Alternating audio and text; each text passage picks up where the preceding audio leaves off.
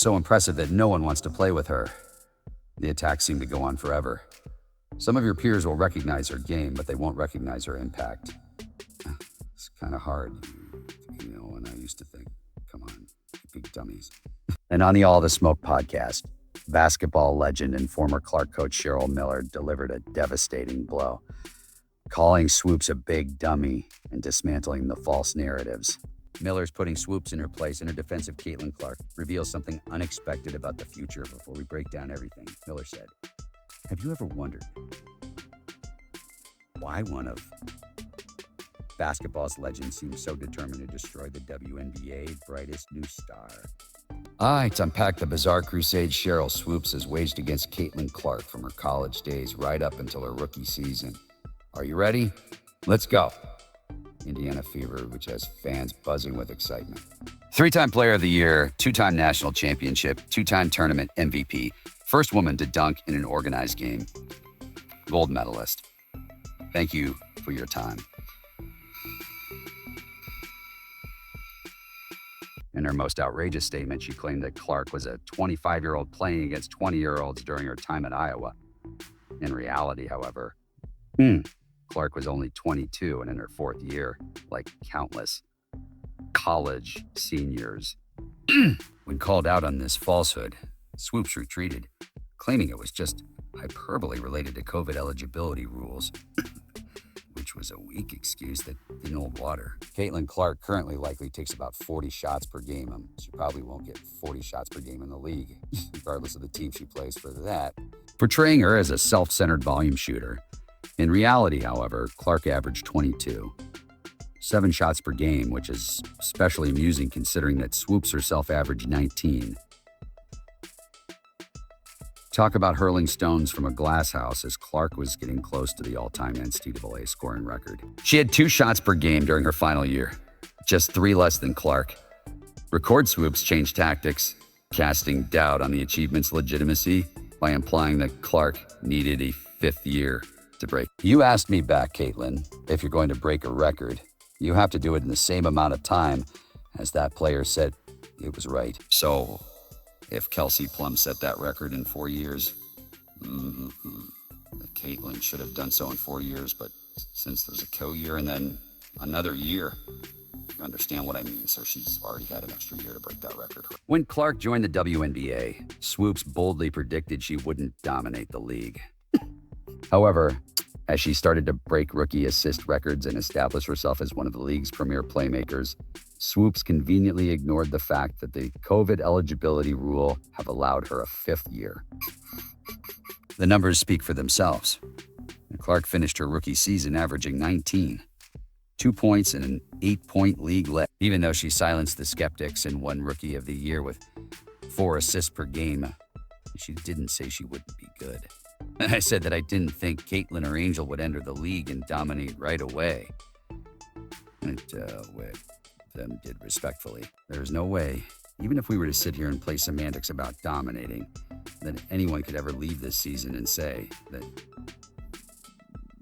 Caitlin Clark nor Angel Reese to dominate. You would have to go into further detail about what dominance means in order to avoid saying that a player who leads the league in assists while averaging 19 to 20 points didn't dominate. Perhaps the most telling part of that season was Swoopes' appearance on Angel Reese's podcast, where she continued to disparage Clark. I've known Cheryl since she was in college. I helped her get a shoe deal with Nike in 1993, and I took her to her first SBS. I've known Cheryl, I've coached her, and I have a lot of respect for her. I called her when Caitlin was still playing at Iowa, and she had just broken Maravich's record, and it was all over the place, as you and I have discussed that. Cheryl once said, Caitlin was 25 years old, but 24 years old. She was taking 40 shots a game, and her records were illegitimate. The basketball world noticed this pattern, and after a while, Swoopes was fired from hosting a Fever game and replaced by Nancy Lieberman, who didn't hold back in calling out the false information being spread about the rookie sensation.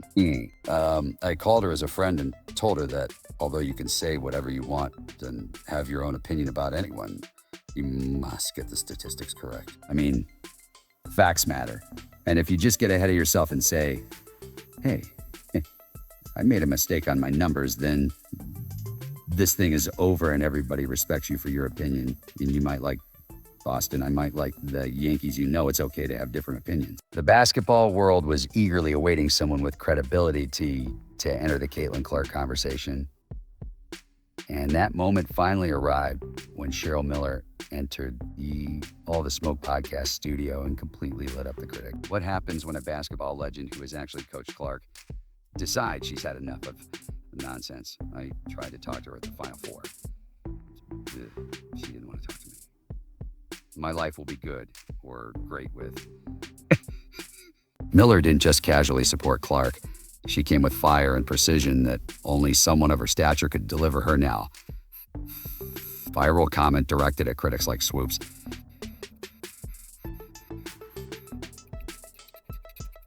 She defended Clark's work ethic with the passion of someone who has witnessed it firsthand. Sheryl Miller, one of the greatest basketball players of all time, called out the hypocrisy that has been circling the young star. She pointed out something that the haters conveniently ignore, like, look, as much as she was given, you can't tell me if that door would have swung the other way where she didn't live up to the hype.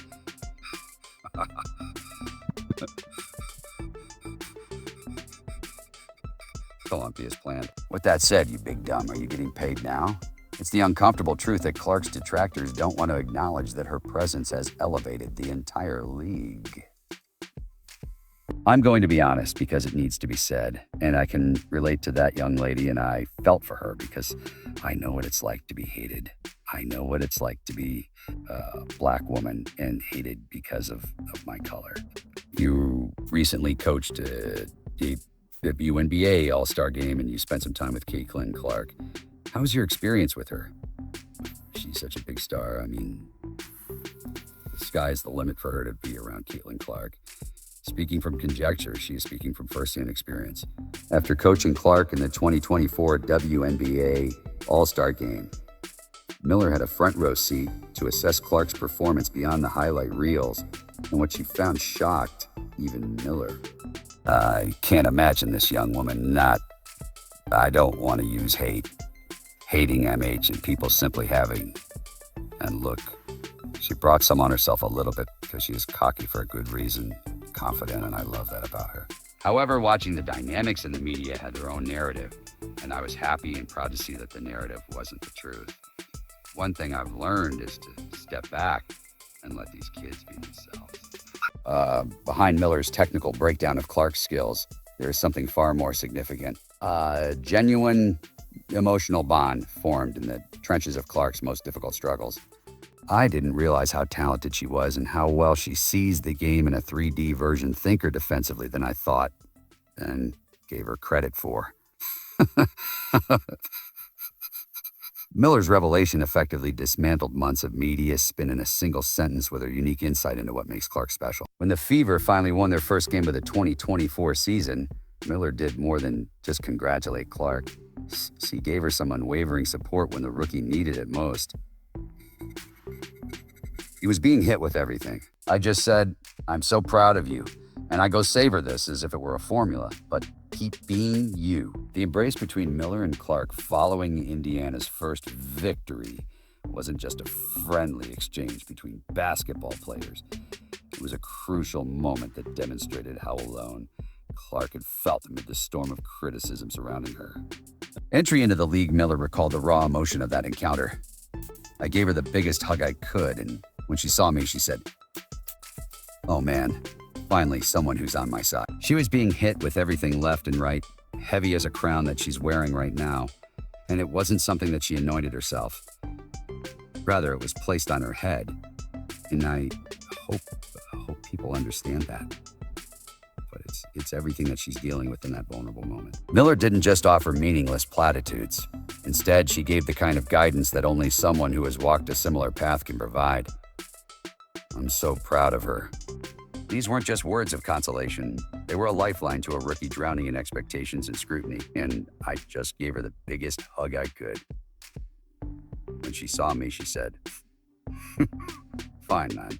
Finally, somebody I see that's on my side, right? They could really. The one thing I told her as she was starting her senior year was to have fun no matter all the static, but to make sure you find that quiet place.